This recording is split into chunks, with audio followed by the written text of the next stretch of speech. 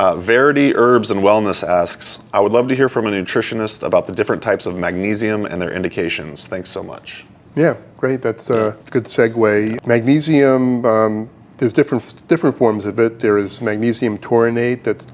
Minerals need to be, when they're in supplements, need to be combined with some kind of acid or amino acid so that our body can recognize it and use it. Otherwise, it would be trying to eat rocks. Okay. And that really our body wouldn't recognize that. Sure.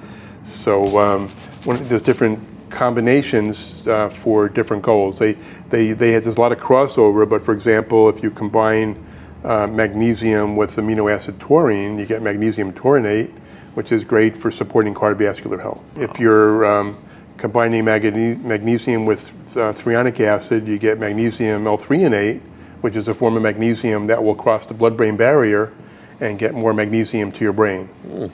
And one of my favorite forms, besides the calm magnesium that you mentioned that you add to your herbal infusion, is magnesium glycinate.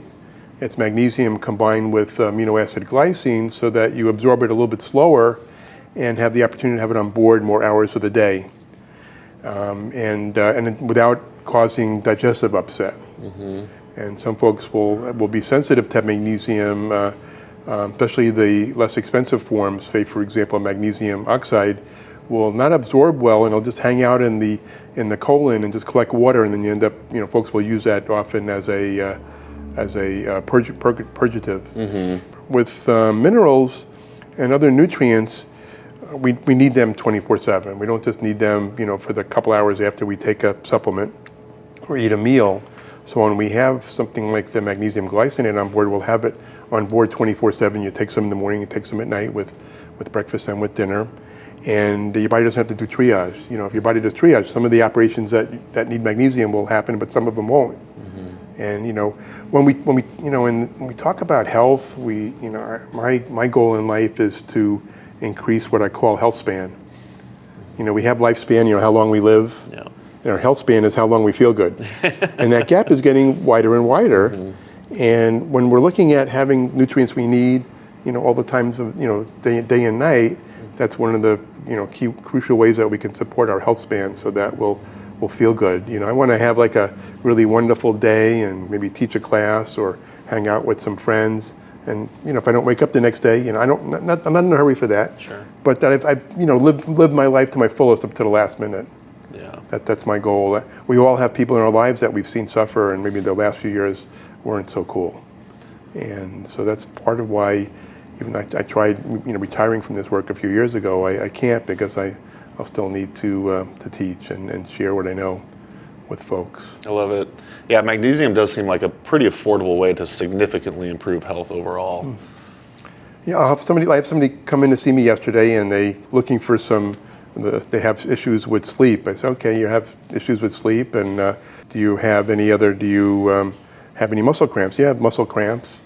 Did you have a bone density test? Yeah, I did miserable on that. I have osteoporosis. And I said, and then the last question I asked was, do you crave chocolates? Oh man, I have to eat chocolate all the time. Those are all indications of being low in magnesium. Okay. And it's kind of like, all the dots were connected.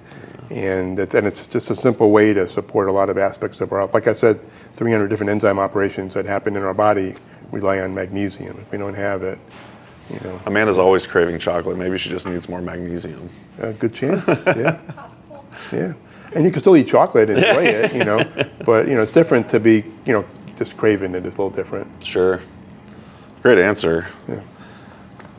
Oh, and I really liked the point about, I want to say you said something like magnesium is paired with like some sort of acid. Is that right? I never heard that before, and it makes sense because, the natural calm has this very like fizzy, sour taste to it. Yeah, and in the case of the calm, it's activated by the heat that you put it when you put it in your infusion. The heat will activate that and make it more absorbable. And how folks will use that kind of powder is you can titrate that to bowel tolerance. Once you're having issues with that, and to start with, you just gradually increase your dosage, and they say that in the bottle. Yeah, they do up to 2 teaspoons, I think. Yeah, and once you start to get a little bit of loose bowels, and you cut back, and you know that your body is getting all it needs. And you can also use vitamin C the same way. You can titrate that to tolerance as well. Now, I did bring you an oat straw infusion, but I did not put magnesium in there. Okay, So I'm going to check it out. yeah. And it's the Susan Weed method, 1 ounce per quart. And I have my magnesium glycinate on board, so I'll do this one. There you Cheers. go. All right, cheers. Grab mine. Cheers.